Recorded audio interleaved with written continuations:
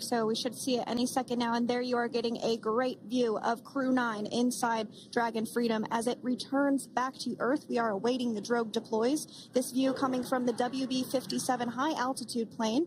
And there you see it on your screen, drogue deployment. Drogue descent rate nominal. You can hear the crowd here. Visual on 2 healthy drogues. The crowd here very excited as Dragon Freedom continues to make its way back to planet Earth.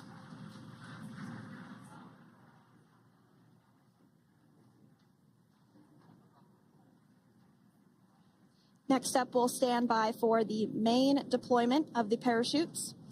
The mains are quite a bit larger. You'll be able to notice the difference on your screen once they deploy, and they continue to ensure that the Dragon spacecraft slows down even further.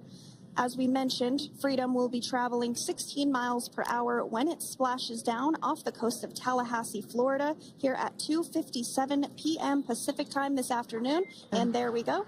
We have visual on 4 healthy mains. That view was from inside. Freedom copy.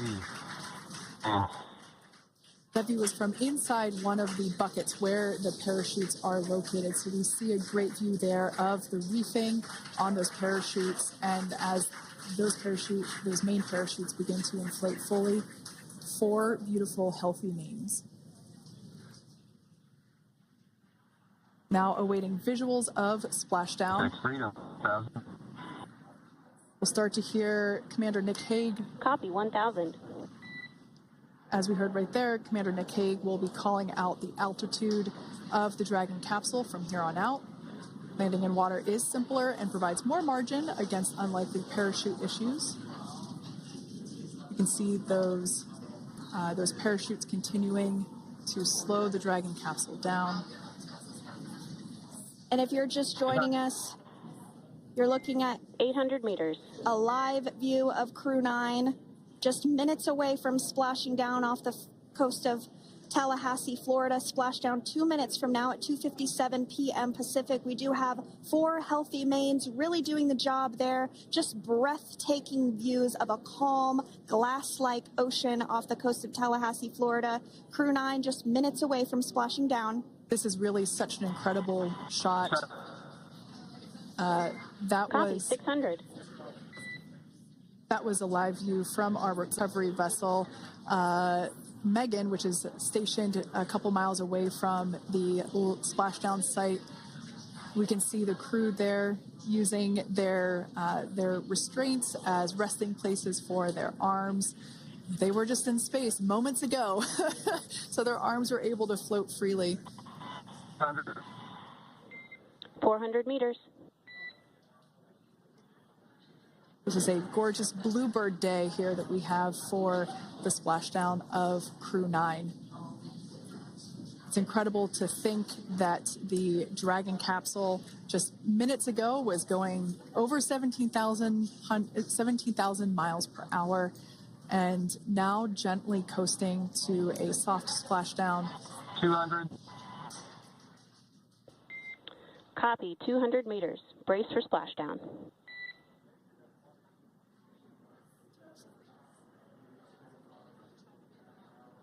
As you can see there on your screen, continuing to monitor progress of the Dragon spacecraft.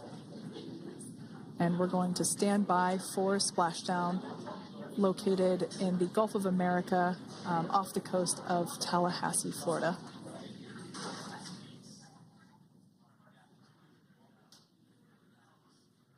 And splashdown. Crew 9 back on Earth.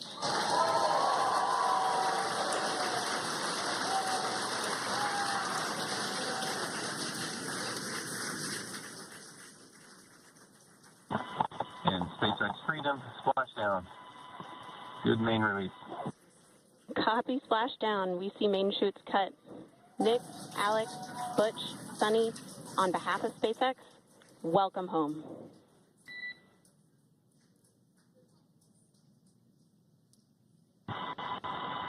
It is an amazing, what a ride. I see a capsule full of grams ear to ear.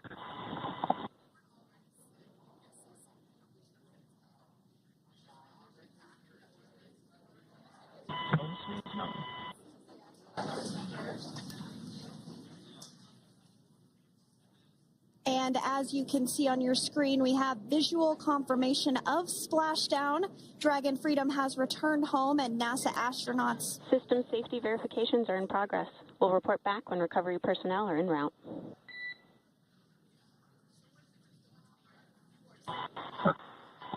Understand.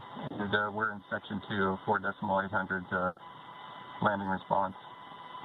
And looking for your words. And it's going to is necessary.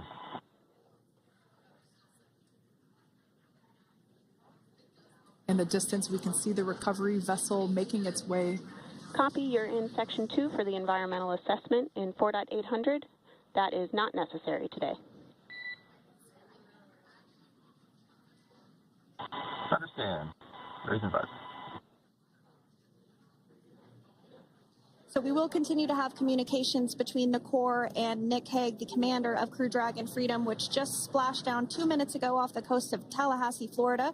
Dragon Freedom has returned home with NASA astronauts Nick Hague, Sunny Williams, Butch Wilmore, and Roscosmos cosmonaut Alexander Gorbunoff. They're back on Earth after approximately 17 hours of a return journey from space. The SpaceX recovery ship and team have been waiting for Dragon's splashdown, and they will now make their way to the splashdown location. The teams have been ready and waiting about 3 nautical miles away, so it's going to take them about 30 minutes or so to make their way to SpaceX Freedom. Pretty sure we're in stable 1. Copy, stable 1. We see the same. It's going to take about 30 minutes for the recovery team to make their way over to Nick, Sunny, Butch, and Alexander, who are still seated and secured inside that Dragon spacecraft there on your screen. Incredible views there of that thermal protection system, or TPS. That Dragon capsule was pristine, white color before it departed the station, and we can see how the reentry phase, the thermal protection system did its job. Now, if you're wondering what that hole, that like bucket area is, that is underneath the side hatch. That is where the main parachutes were stored. So when we saw the Dragon capsule docked at station, it looked very different. The panel that protects and covers the main parachutes, that was still intact, as well as the panels that enclose where the drogue parachutes are located. We can see those fast Freedom. boats. SpaceX is go for recovery personnel to approach. Expect personnel alongside in the next few minutes. Freedom copies. We can see those fast boats. We weren't kidding when we said they were fast. While it does take about 30 minutes for the main recovery vessel to make its way over to the capsule, these fast boats will be doing a couple of things simultaneously. A couple of them are going to be working to retrieve the parachutes that you see in the background there of this drone shot. Those parachutes will be retrieved from the ocean surface. We want to make sure we are able to pull those out. The recovery vessel there closest to the spacecraft is going to be performing some safety checks. We can see there they're using an instrument that is basically working to detect if there are any hypergolic vapors or fumes that are still residing in and or around the Draco thruster nozzles or outlets. The hypergolic fuel, which is necessary for on-orbit burns to maneuver the spacecraft. Unfortunately, those hypergolics are unable to be breathed. They are toxic, and so this team here is doing those initial safety checks to make sure that it is safe for the rest of the recovery team to approach the spacecraft. They're also checking to make sure that any residuals from the pyros are safe and are not going to cause any issues. We can see the team working their way around the spacecraft to do these these sniff tests on all of those Draco thrusters. And as we continue to await the recovery of our Dragon spacecraft with NASA astronauts Nick Hague, Sunny Williams, Butch Wilmore, and Roscosmos cosmonaut Alexander Gorbunoff inside, Dragon has autonomously completed several steps to safe itself following splashdown. We are continuing to see Dragon in what is known as stable 1 configuration. That's kind of the ideal configuration following splashdown. It's upright, and the Dragon capsule's in the right configuration for it to be hoisted into the recovery vessel Megan, which you do see a little ways off in your screen approaching. Dragon will continue to remain live on air with you through that recovery process, all the way through the point where the crew is extracted from the Dragon spacecraft. Now, if you are just joining us, the mission has gone smoothly so far. Dragon successfully splashed down off the coast of Tallahassee, Florida at 2:57 p.m. Pacific, 5:57 p.m. Eastern Time this afternoon. Approximately 17 hours prior to splashdown, Dragon autonomously undocked from the International Space Station, completed a series of departure burns, jettisoned its trunk section, and performed its final burn, the deorbit burn. This placed the Dragon spacecraft on a trajectory toward Tallahassee, Florida. Dragon successfully re-entered the Earth's atmosphere, followed by deployment of its parachutes to slow the spacecraft down to a gentle splashdown.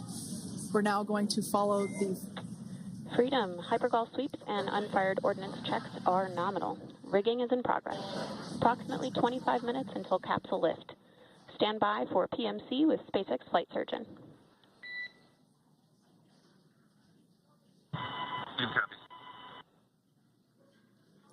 And so what we did just hear there was communications that those hypergol checks were complete.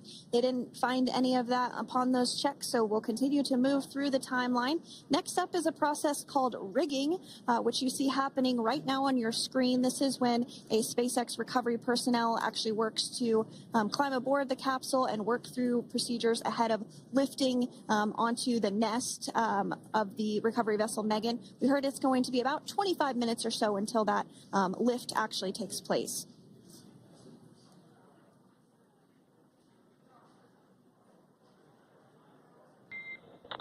Okay, Freedom, the next call will be from the SpaceX flight surgeon on Dragon to Ground Private.